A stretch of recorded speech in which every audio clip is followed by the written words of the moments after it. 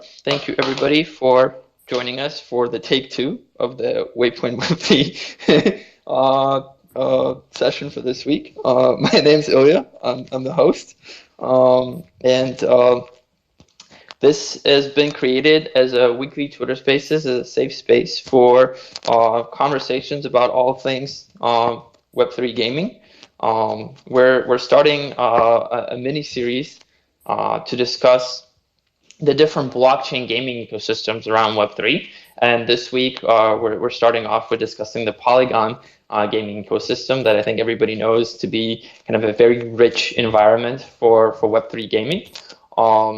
My name, as I said, my name's Ilya.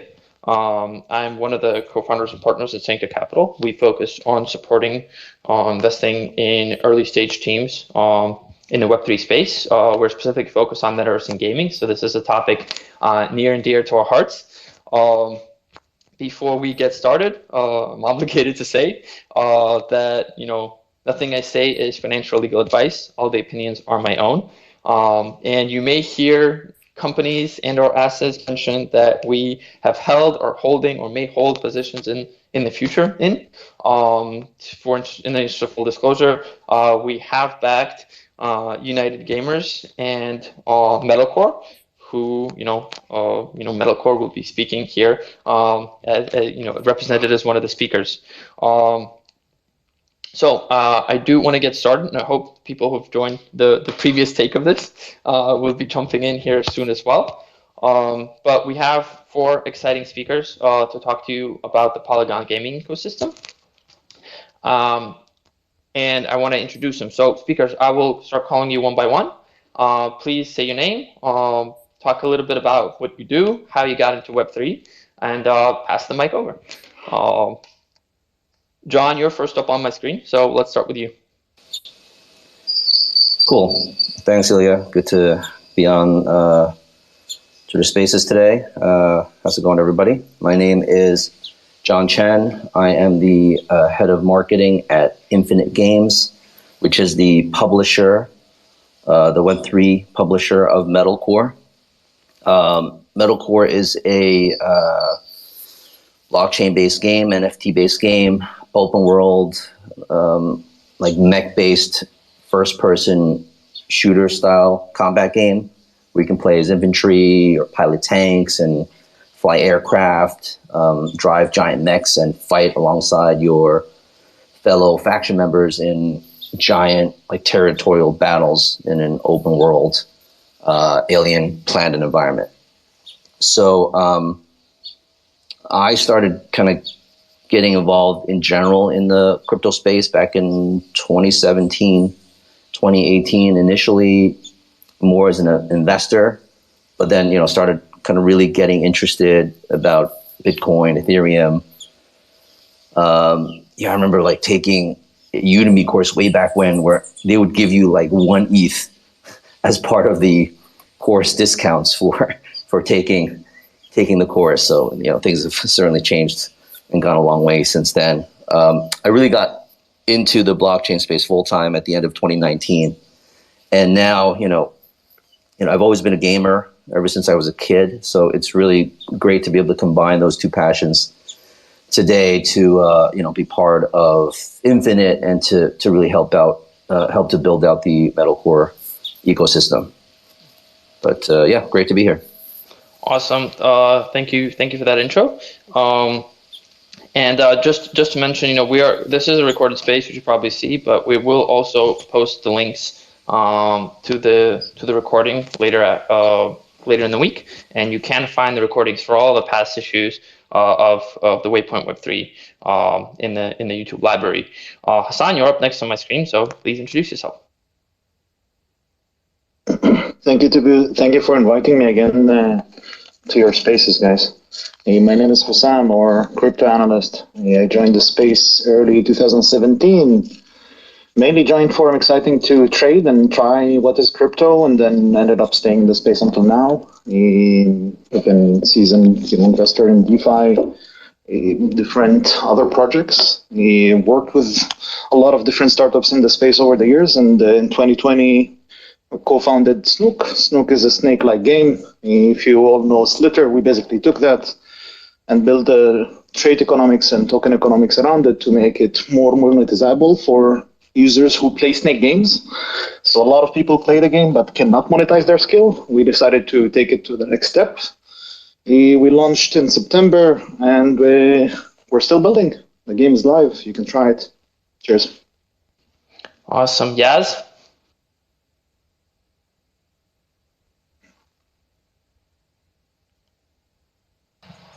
Hey, what's up? Well, yeah, thanks for having me, first of all. And it's a pleasure getting to know all these amazing speakers on the panel. My name is Yaz. I'm the CMO at Galaxy Fight Club. We launched our project in August of last year, or late July, rather.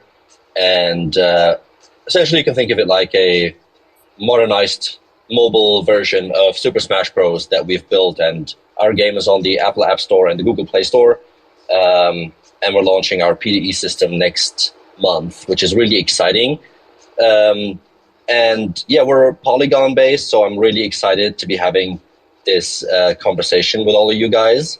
And I'm probably the one person here who joined the space a little later. I've only been like actively, I guess, participating in the Web3 space since about 2020-ish. But yeah, definitely gone a long way, learned many things, and built some great connections. I'm very excited to be here. Awesome. Thank you. And last but certainly not least, Rian. Hey everyone, I'm Ryan. I am in business development for gaming here at Polygon Studios, which is really the gaming, entertainment, and cultural extension of the Polygon blockchain.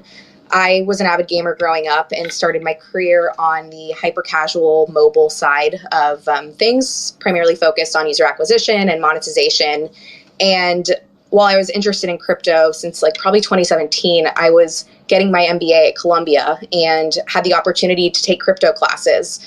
Gaming just really seemed to be where all the action was. And my first real Web3 experience was at Sky Mavis when I joined last year on the Axie Infinity team. And I recently joined Polygon Studios, where now I have the opportunity to work across a bunch of awesome games.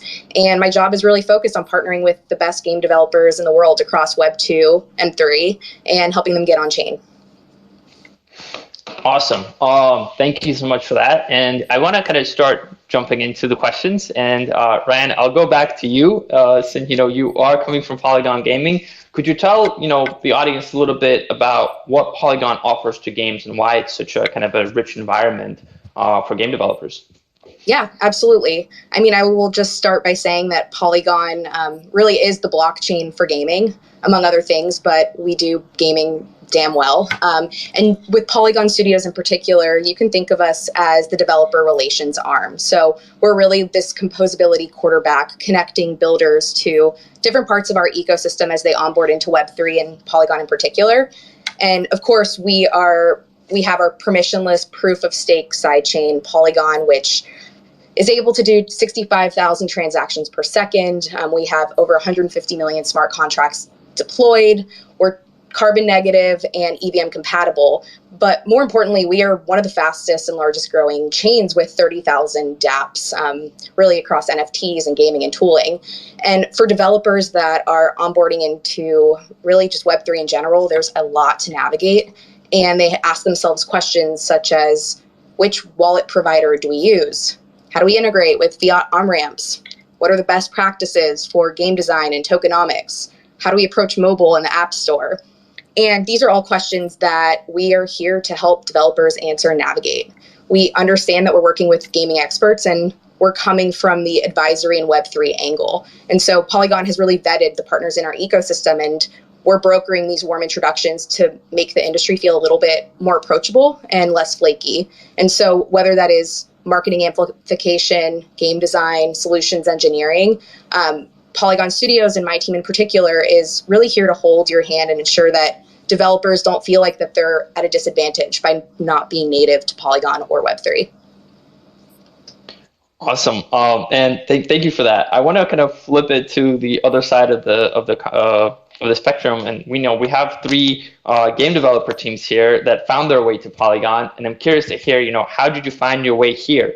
John, Hassan, Yaz, I want to go around kind of how did you end up picking Polygon? What was that experience like, and what has the experience been so far? John, I think it makes sense to start with you. Sure. Yeah. First of all, Ryan, fellow Columbia alumni. Woohoo. Let's go. All right. We spent a long time trying to figure out kind of which chain to work on. Initially, there were a lot of like technical checkboxes that we wanted to go through. Like Ryan mentioned, the low transaction cost, the high speed, EVM compatibility, those were obviously critical for us. And I think, to be quite frank, critical for a lot of games, because those are just almost, kind of basic requirements for any, larger scale or, kind of complex game to need for any blockchain. But to be perfectly frank, there's a lot more to it than just the technical requirements. At the end of the day, those were kind of like must-haves. But what really, I think, turned the corner for us was really a lot of the other considerations. That large and growing ecosystem, the amount of great support, were the things that ultimately led us to Polygon. We've got a great kind of team at Polygon that supports us. Chelsea and her whole crew really have gone above and beyond to kind of address concerns that we had, whether they were, technical or, marketing related, or just overall kind of, ecosystem, support that Polygon has provided to us. And I think ultimately that was really what kind of brought us to you guys at the end of the day. That's cool to hear. Hassan, what is your perspective? How did you get there? We started discussing Snook in early February 2021. So honestly, back then there was not much when it comes to scaling solutions that you could use that are actually live and operational. Both, as well having RPCs active. So back then I was, as a person, I was also trading on Binance Smart Chain when it launched very early, and other chains, and actually used Flow in the beginning. And we were actually considering to deploy in Flow, but Flow was super centralized and didn't have a lot of things that we needed in order to deploy the game. And then we started diving further into Polygon, and Polygon was the most suitable back then, and probably until now even it's the most suitable, because it's still one of the only ones out there that is still operational and have less issues compared to others. So we're definitely, we're there since very early. We're going to probably be there for very long as well. Yes, what about you? I think I agree with what John and Hassan said. And to add on to that, I think our path of getting to Polygon was more based on technical requirements as we started developing the ecosystem very early, I think, which is essentially just after we launched our first collection. So around late August of last year. And I think it was, I guess we do kind of have to mention that back then there weren't really that many options out there, just to be fair. However, what I think is really funny is that to not just give the same answer again, I don't want to repeat anything that's been said already, but what's been really funny for us is that we did develop everything by ourselves. We didn't know that Polygon Studios actually has dedicated teams to help gaming projects through the development process, and everything else that goes with it, as well as, marketing and stuff like that. So we actually only got in touch very recently, I think about maybe 2 months ago or so. But I do have to say that the team at Polygon Studios is absolutely amazing, because since we did get in touch, we already did a bunch of stuff together. We collaborated for NFT NYC, did some activations there together, and are currently also looking into other stuff. So I do want to stress and kind of be vocal about how supportive the team at Polygon Studios is, and we really appreciate that. That's awesome to hear. And I'm sure kind of developers that are now looking for a chain to build on, I think that's a great recommendation. I'm curious to understand what that kind of decision-making process looks like from kind of both sides of it. So Ryan, like when you approach games, is it that you approach games approach Polygon, and how do you kind of work with them through the decision-making process about what blockchain technology they need, what applies where, and how do they go through that Web3 onboarding process? Sure. How do we, I guess, go after games? It's a little bit of both. I think in a lot of ways, Polygon is where the energy is, and people have taken note. And that is, based on our leadership alone, we have our CEO, Ryan Wyatt, who's coming from YouTube, Mike Blank from EA, Activision, Unity. And so I think that really has helped us build some credibility among developers, just in understanding and knowing how difficult and stressful it is to build a game. So just through word of mouth, that's been an incredible tool for us to get in touch with game developers, and also just being on the ground in the conference circuit. And in terms of choosing a blockchain, I think I don't want to echo what other people are saying, but it really depends on the developer. And so the technical characteristics are certainly important, but more and more it's that white glove service, customer support. So depending on the project, depending where they are, it's really just understanding exactly what it takes, what the developer is looking for to scale their game, whether that's through an upcoming NFT launch, whether they want to go omni-chain, which is increasingly becoming a trend. So I'd say it really depends. But we've certainly are battle tested and robust and have the experience to really work through those challenges and best support our developers however we can. One thing that you mentioned during your kind of earlier answer was, understanding, like walking developers through things like, mobile app stores, right? And I think this is, kind of from our conversation, one of the things we hear is kind of this challenge from, in the Web 2, there's kind of a known understanding of how you develop, you publish, distribute. There's kind of, more concrete paths to the gamer. In Web 3, it's a little bit more nebulous. So have you found paths, and have you found kind of more structured approaches that you talk to developers about? It's a good question. At the end of the day, this is the Wild West. We are building the plane as we fly it, as we like to say. So I think that there's some frameworks that can work, but at the end of the day, we're all figuring this out and working together. And so as we kind of get through one challenge, it's certainly then a learning experience that we can apply to some of the other developers that we're working with. But things are just changing day over day. And so just being in touch with the industry, with ecosystem partners, and really being able to rely on one another and help each other in whatever way possible is kind of where we're emphasizing our time, and just through really building out that robust ecosystem to kind of navigate everything that's being thrown our way. Awesome. I want to turn it over to kind of the game developers. How do you go about, thinking about, developing your game and then getting it to the actual gamers, right? I think, for Snook and for Galaxy Fight Club, this is kind of a more kind of immediate, you're already, working with gamers, but with Metalcore, right, you're just getting into that process. How are you thinking about, getting your game into the hand of gamers? So it's, I think, a long process. And like Ryan said, we're just getting started. The industry is super early, so we're kind of like figuring stuff out as we go along.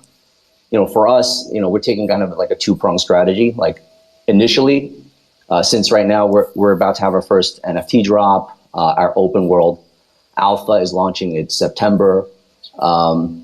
We're just starting to, kind of plan out how to get our in-game assets into as many hands as possible. Our initial NFT drop, which is actually happening later this week on Wednesday and Thursday, it's a free mint. We're trying to, get the assets out because we just want players to start getting involved in our ecosystem and joining. If you're an NFT holder, then you can be part of our open world alpha. And really, that's kind of like a community play test window where we're just going to try to get people that are super, kind of into metalcore, that really want to be involved. We want to get them to start playing the game and starting to get the feedback that we need. And then we will be iterating over the course of the rest of this year where, kind of the global launch of the game is going to happen, in early 2023. So this initial phase, we're really focusing more on members in the community that already are kind of crypto friendly, that know a little bit about kind of how wallets operate and how kind of, what blockchains are, at its essence, I guess. But the broader goal down the road is really trying to really access the global gaming audience. We built Metalcore as a free-to-play game because the overall objective is really, we would just want to build a good game. The blockchain, the NFTs, that's really the tech, and we feel like those should be more like, as enablers to the broader gaming experience. Right now, I think this is because it's still so early stage. There's still a bit of a disconnect between the tech and the gaming experience, and we want to try to bridge that gap as much as possible. So, the longer goal is to try to go after that global gaming audience. That's like 2-3 billion people around the world. Metalcore is designed to be free to play, so it's more like, hey, you don't have to know about NFTs. You don't have to know about the blockchain. Get into the game, start playing, start, kind of just enjoying that gameplay. And down the road, if you want to, take out your mech or you take out your airplane or your infantry, and maybe there's some interoperability down the road where you want to port it to another game, or you want to, lend it to someone, or just, trade it, or whatever you want to do with it. You can, at that point, maybe, you'll have the incentive to learn more about what that really means. The tech is important, but I think the utility and the value that it brings to the player is what's more important. So, for us, it's that, that's the approach that we're taking today. Got it. Hassan? So this is a long one. When we launched, we had quite a lot of users, because that was the big kind of like launch campaign that we had. Although if I compare it to other companies, that was kind of small. But we started with around 20,000 active users in the first 2 weeks. We had a lot of transactions queuing on Polygon, and back then the network couldn't handle the amount of users that are trying to actually mint snooks and play. But later on, we also realized the product needed a lot of optimization. So over the course of at least the year that since we went live, we focused on maintaining the users that already play the game, have fun with the game, and they want to continue playing the game. And those became our OGs, and we basically have users that are with us since at least a time frame of 6 to 8 months, some of them even a little bit more. And these are our, power wars. So they are the ones that are creating now videos. They are the ones that are basically helping us testing. They're the ones that are helping to bring new players. Since we are still, with a lot of on-chain activities and a lot of on-chain action inside of the game, and there is a lot of on-chain data, Snook is still not, easily accessible for mainstream. It's more correctly, let's say, focused on those who already know what is MetaMask and how to use MetaMask. People already played P2E or are familiar with games. But in the next 3 to 6 months, we're basically going to start rolling out mobile applications, and the first versions are going to be probably more crypto oriented to test at least the game in mobile, and then later on we're going to shift it into a mainstream adoption type of game where you simply log in as a normal game, you play a normal game, and you have no idea that it's actually crypto.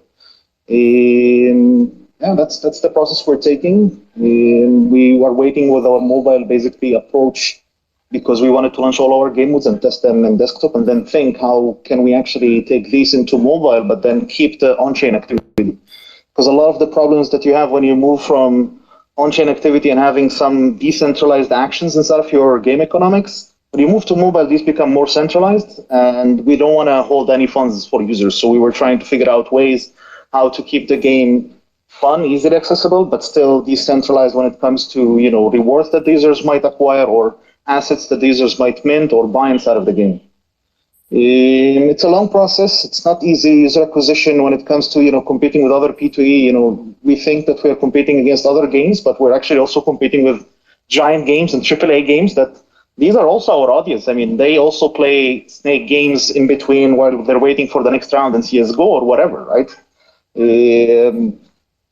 Still getting to those, you need to make the game really easy accessible. And it was always something that I said since I started in the space, like even when I was in 2017, 18, looking at what I'm investing in, I'm like, if this product, I cannot see it become into a mainstream hands and actually being usable, I don't think it's investable, or I don't think it's actually going to get any adoption. And this is something, we've been focused on when it comes to R&D since we launched. Looking at wallet providers, looking at implementations, looking at the legal structure to actually achieve something like this. Looking at technologies that we might need to build or already existing, or what is existing is actually not fit to us because we built something quite more complex than the normal. So it's a long process, I would say. It depends each game and what's their approach. Some games might have only an asset that is an NFTable, but the rest of the game doesn't need blockchain, so it's actually easier. They can go to mass adoption quite easy. The users are playing, and if they want to take ownership over their, kind of like NFT, they can send it to their own wallet. It depends. Got it. Thank you. Yas, what about you? I think that, and obviously no offense to anyone, but I don't actually think that anyone in this space has precisely figured out the answer to your question yet. I think that the whole Web3 gaming space is still very early, and I don't think that we are at a point in time right now where there is a simple solution to attract traditional gamers, because that was your main question, right? It was, what are we doing to target, the audience of actual traditional gamers? And to be quite blunt, to put it quite bluntly, I don't think that many people, obviously there are some, but I don't think that many people who, for example, made up the player base of games like Axie Infinity, for example, fall into that category. I don't think that that's the audience that is going to allow a Web3 game to remain sustainable long term. I think that the current people or the current demographic of gamers in the Web3 space, so the consumers of Web3 games at the moment, are more consisting of investors and scholars of some degree. So I think it's a very important question, obviously, to think about, but I would definitely say that I'm considerate enough of what I know and what I don't know, and I would say that to make an educated response to that question would be somewhat foolish. I think the best we can do is come up with innovation, come up with, I'd say, creative ideas that in theory could work, and try out things to tailor towards traditional gamers. And we will find a place and time where someone will succeed. And hopefully, obviously, that's going to be one of us. I'm very positive and very optimistic about it, especially considering, all of the super smart people in this space and on our team, and on the panel and everywhere. I think that there is definitely a lot of optimism to be had when it comes to Web3 gaming. Obviously, otherwise, I don't think any of us would be working in that field. But yeah, I think as of right now, it's very difficult to give a definite answer to that question. Got it. That's certainly a bit of realism. I'm curious about something that Hassan mentioned. Some of the OGs becoming kind of streamers and them popularizing the game. If we think about the gaming ecosystem, it's more than just gamers and game developers, right? It's a lot of content creators. It's a lot of kind of casual viewers. There's esports as part of it. And so I'm curious about Ryan, how do you view the Polygon gaming ecosystem in the context of these kind of broader terms? How do you work with streamers, esports? Do you have an esports strategy? Do you have kind of key opinion leaders that you work with, or Twitch streamers that that you find particularly helpful? How do you approach that? We're approaching it, I'd say, slowly. Right now, we're really focused on just bringing a ton of builders onto Polygon and really helping them in the way that we can. Of course, esports is a huge market, and it's something that we're certainly going to focus on long term. I can't speak from Polygon, working with Polygon in particular, but something that's interesting with influencers is there's still a bit of a barrier to getting some of the top influencers in on blockchain gaming. They have this really devoted user base, and sometimes it doesn't necessarily align to just pivot and go all the way into the Web3 space. So I think that'll change with time, because this is just at the very beginning, but it's certainly something that we're looking at. So I'd say our strategy and the way that we're evaluating the industry is constantly evolving, but esports is certainly a massive market, and just hyper-casual games in general. We're seeing a lot more mobile developers coming into the space, and these are more of your Candy Crush type playing moms that are potentially the target. So there's really limitless possibilities, and it'll be interesting to see where we go. Just keep in mind that this is not a cheap strategy for marketing, right? Like if you're approaching the traditional gaming influencer, they're going to charge you anywhere from, depending on the followers. But if you're going to go for a medium, then 5K. If you want to go for medium okay, then 10K. If you're going for someone who has millions of followers, they're going to take a lot of money that I don't believe, startups in Web3, especially, games raised money to do that, right? Like there are some entities in Web3 that raised a lot of money that can spend that, but not enough, I believe. So that's not going to be the strategy for everyone to use unless you're, a rich startup. Using your own token for stuff like this is no-go, of course, because the influencer is not going to accept it. And even if they accept it, they're going to simply sell it. So you didn't do any good to yourself, rather more harm. Yeah. That's an interesting point. I do kind of want to follow further with this in the sense, when we look at the DeFi ecosystems and how they formed, there was a lot of kind of composability being used as a catalyst for growth, right? Applications partnered, there was, sharing of liquidity, there was sharing of user bases, and kind of, one prospered, everybody prospered.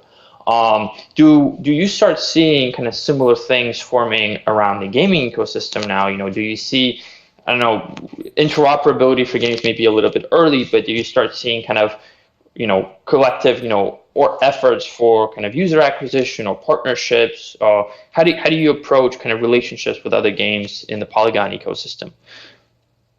It's very tough. You can do these partnerships, but you're ending up sharing the same users. You're not going to be acquiring new users to yourself. It's simply, you can look at it as a game developer that has a game in Web 2 and now trying to share your audience with another game that is competing with you, right? Maybe in crypto it's very well known that people just want to tweet announcements, and there is a lot of those, like a lot. There is some games you see that they've made like 200 partnerships, and then you look at Discord and there's no active user base, but people are buying the token. Why nonsense? Because people like announcements. So there is this tradition, but this tradition doesn't happen really in Web 2. Why? Because it doesn't make sense. Cross-marketing my game with your game, if there is no actual collaboration, even on the technical level or on the NFT level or on the economic level, that makes sense to do is just an announcement or false announcement. I mean, this kind of goes back to what I was saying earlier.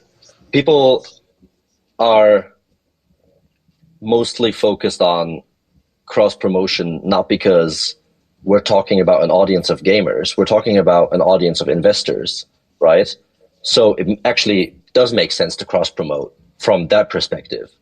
I don't think you can compare it to like a traditional game. I don't think you can compare it to a Web2 game where, if we just say, for example, you have FIFA collaborating with Pro Evolution Soccer, like obviously that would never happen. And those are like probably, or they used to be like super crazy competition to each other. But in Web3, we're not competing for players yet. We're mainly competing for investors from that perspective. So the question doesn't really become, does cross-promotion make sense because you end up sharing the same player base? The question is, how can we collaborate with other games to end up at a spot where we can open the doors to traditional gamers together through joint forces to make games of the Web3 space more attractive to actual gamers? I think that's something that partnerships should be tailored towards and that people should think about, and not about, sharing a user base that's not even made up of gamers, because it really isn't. Yeah, I think, yes, you're totally right, because right now it's so early stage that it's like everyone's fighting for that 5% of 1% of the global audience for gaming, when the reality is like that sliver is more the early adopters, the investors, and the crypto enthusiasts, but that other 99% is still relatively untapped, and a big chunk of that 99% is still suspicious or not fully educated or completely unaware about Web3 gaming. So I think collectively as an industry, and of course, I have the same opinion with respect to like BS marketing collaborations that don't mean jack, right? Yeah, sure, that's probably not great. But like actual meaningful collaborations, especially, since we can leverage the opportunities and advantages of blockchain and have that ability for interoperability and move in-game assets across to different gaming environments to build that broader ecosystem, should that make sense? I think we should be, as a whole, looking to grow that market share and grow that audience and try to figure out ways to access that global gaming audience. I think all of us, have that challenge on our plate. Maybe not necessarily tomorrow, but certainly over the next 6, 12 months and beyond, right? This is the big challenge.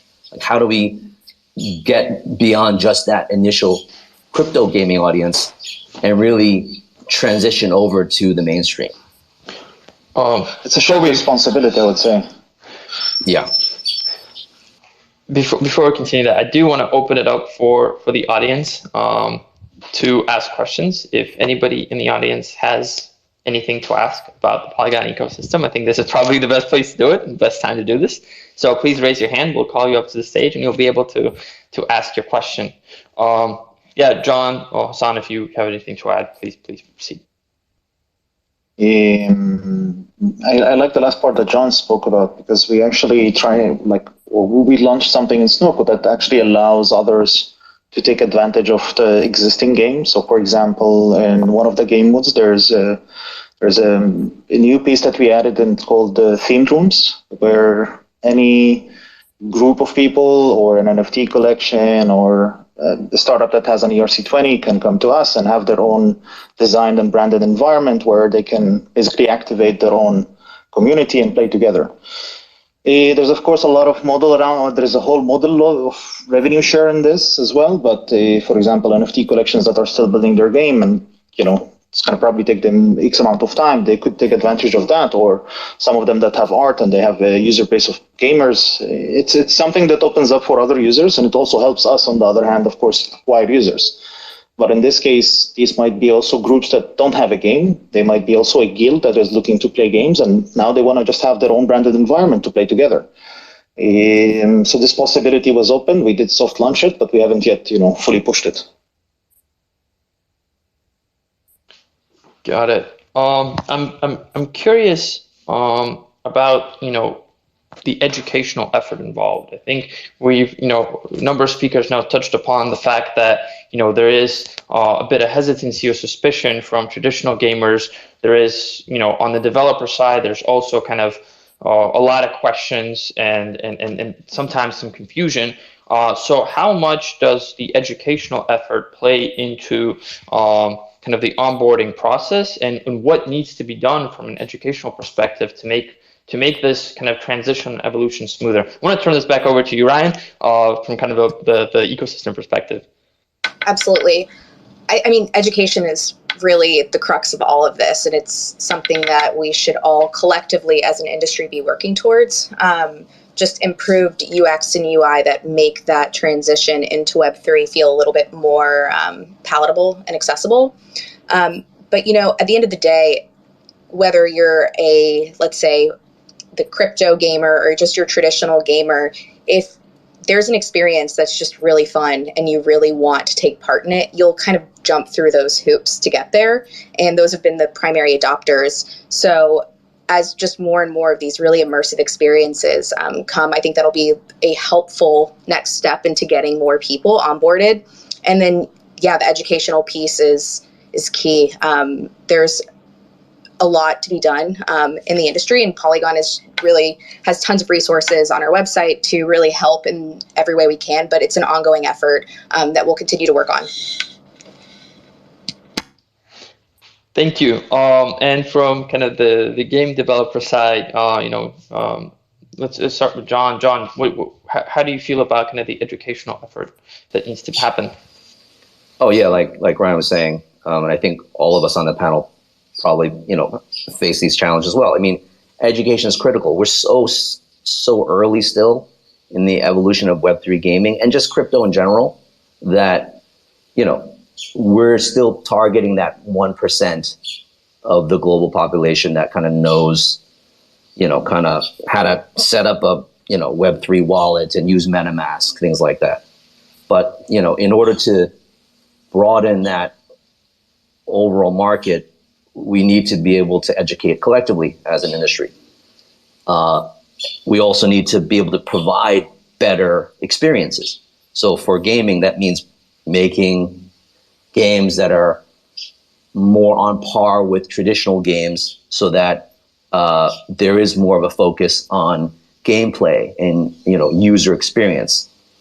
And the third thing is really around, I think, lowering that barrier, because today there's still quite a bit of friction to get into anything Web3, right? You need a wallet, you need to know how to transfer cryptocurrencies and know where to buy it, and you need to be able to connect it, and sometimes it doesn't work on your a certain browser, or you doing it on your phone is such a pain because there's no app. There's a long list. If we can collectively improve all three of those things, I think it's going to really have a tremendous impact. Lowering the frictions, improving the education and accessing that broader market, and providing an overall better gaming experience. Those to me are kind of the three big levers that we need to focus on in order to really finally get to mass adoption. Got it. Thank you for that perspective. We have a few minutes left before the end of our session. I wanted to kind of end this with kind of more of an open-ended note. We've talked a lot about kind of the necessity for technical kind of features, scalability, and kind of the blockchain being able to sustain real games. Very recently, Polygon announced kind of the ZK EVM, and I'm curious what everybody thinks from the perspective of, will this be a game changer for for games in any way. And I think, Yaz, I'll start with you this time. Sorry, would you mind repeating the question? Yes. Will ZK EVM become kind of a game changer for games? Will this new announcement, this new deployment, kind of have a meaningful effect on games and their ability to interact with the blockchains? To be honest, I think that just like with many announcements, it might not have the desired outcome, but I do think that it's another step in the right direction. But just like I mentioned earlier, I think that it shouldn't be I wouldn't look at it as a disappointment if it wasn't, any major game changer for our industry, because we are early, and I think we all agree on that. And I don't think that. Well, I can I can tell why a lot of people, obviously, in the space are get very anxious when things don't move as they would hope for it to. But I think that patience is going to allow us to win. Just like I can't believe that I'm quoting this, but obviously, like Gary Vee always says, it's about the macro, not the micro. But definitely very excited to see how it plays out. We get a Gary Vee quote here. Awesome. Hassan? Can you actually repeat the question? Because I don't think I got it. No, I'm just kind of curious about your perspective for the effect of ZKVM on gaming. Okay. Yeah. I think it's going to be interesting to see how that plays out when it comes to asset fragmentation, because if every game is going to have its own blockchain, if you're having your own blockchain, you might also have other stuff that users have to do with it. Initially, if you look at it right now, to bring a player to Polygon, they either have to acquire assets directly on Polygon, or they have to acquire assets on other network and then move it to Polygon, right? We haven't even started talking about having a user to set up at the MetaMask, and then you're going to tell them, hey, you have to bridge later on. So if you're going to use such solution, you're going to have to use it when your dApp is already needing such solution, where you're actually in need to scale for higher number of transactions on chain, and you're actually right now have a sufficient case where you're having access to something that is faster, but it's not for everyone. There is a lot of other scaling solution out there that you can use, but then again the question is what happens to your assets? Now that your assets are now distributed across different networks, and how these impact your game or your tokenomics or other things that you're doing inside of the game. So it's a very challenging topic. It's going to take, I think, at least a few years until we see how this plays out. Ryan, I think I want to turn this over to you before the close of our session. What are you thinking about the possibilities of ZKVM with respect to gaming? Absolutely. I do echo, or I guess understand the other perspectives. I mean, we, of course, are considering this an incredible technical feat. And just from our perspective with regards to gaming, ZKVMs increase transaction throughput, which means that developers can put more stuff on chain, which then results in more robust and interesting games, and that then ladders into just greater composability across the industry. And so I think that vision is really interesting. It's just really early, and it's impossible to predict all the possibilities and where this goes and which games are really ready for this. So I would say the short answer is that we're totally thrilled and excited about it. Once again, it's just early, and we'll see where the industry and the markets and everything else takes us. Awesome. Thank you so much for your answer. And this takes us to the top of the hour. I want to thank all of the speakers for sharing their thoughts and sharing their insights. All of the listeners for tuning in. Hope this was an insightful session for you. And as I said, this is the recording of this conversation will be up in a few days. And this is a weekly Twitter Spaces, so tune in for the continuation of this mini series on blockchain gaming ecosystems. Next week we'll be talking about Solana.